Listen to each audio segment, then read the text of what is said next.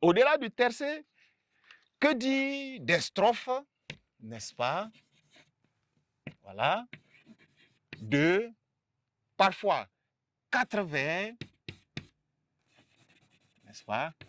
4 vers, vous êtes, vous l'aurez compris, dans un quatrain. Un quatrain. Et le quatrain a son orthographe. Voilà comment il s'écrit. Vous êtes dans un quatrain. Et à l'issue de la dernière strophe, nous allons voir une schématisation de ces genres de ces genres de strophes pour que vous puissiez comprendre que les notions là ne sont pas disparates. Il y a des notions qui sont codées parce que ça se retrouve la plupart du temps dans certaines variétés d'écriture de poésie, dans certains courants, certaines écoles d'écriture de la poésie. Et à l'issue du quatrain, vous avez parfois des strophes. 2, n'est-ce pas? 5, matérialisés ainsi vers qu'on appelle généralement les quintiles. Un quintile. Voilà.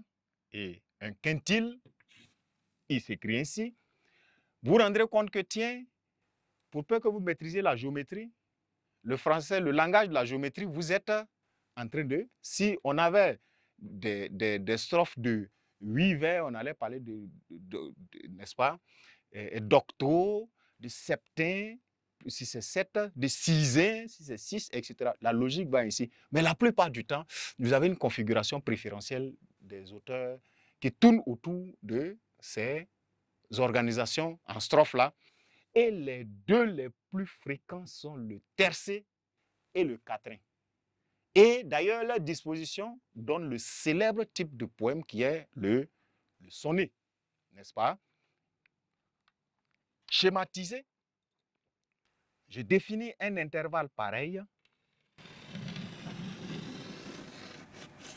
Vous voyez, si vous avez cet intervalle-là, confié à un poète pour écrire un poème, il peut faire une disposition pareille.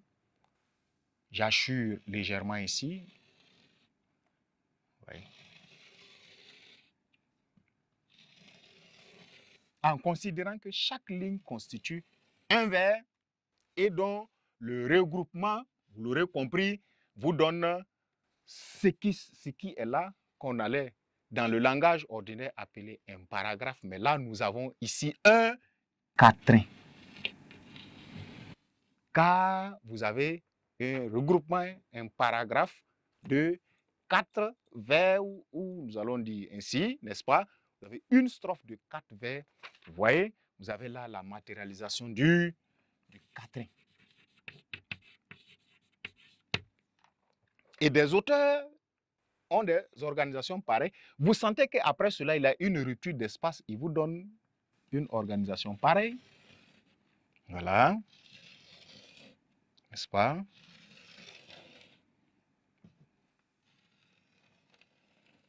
C'est ça.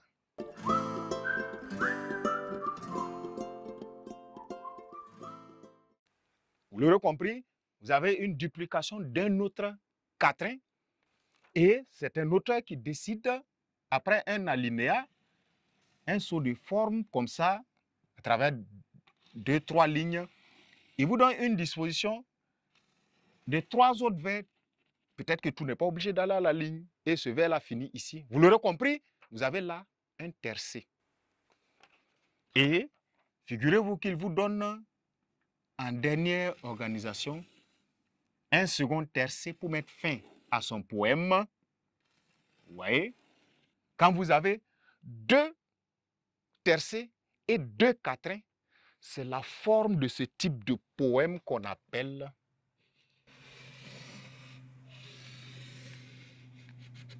un sonnet.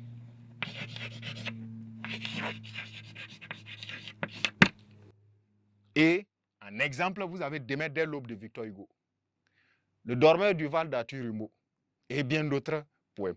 Donc, lorsque vous serez en train de commenter un texte pareil, figurez que vous dites, dans le texte écrit de Victor Hugo, nous pouvons vous avez tellement dit ça qu'après quelqu'un dit, c'est un sonnet également qui met en relief la tristesse par l'emploi de, mais tiens, automatiquement on sait que c'est quelqu'un qui ne parle pas, n'est-ce pas, un peu, j'allais dire comme ça, il parle en connaissance de cause. Et effectivement, la forme proposée par le poème est un sonnet.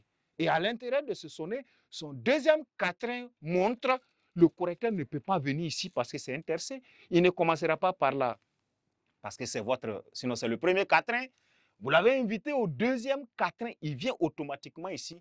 Ça commence à asseoir un langage littéraire. Et en ce moment, l'analyse est véritablement intéressante à lire. Ce n'est pas monotone. Dans la ligne 2, on a, dans la ligne 3, on a à la quatrième ligne, etc. Le commentaire composé monotone comme ça ne prédispose pas à une bonne récolte, n'est-ce pas, dans les points. Voilà ce qu'il fallait. Donc, cher apprenant, retenir de la notion de strophe, qui n'est pas plus d'autre que ce que nous appelons paragraphe dans les autres types de textes.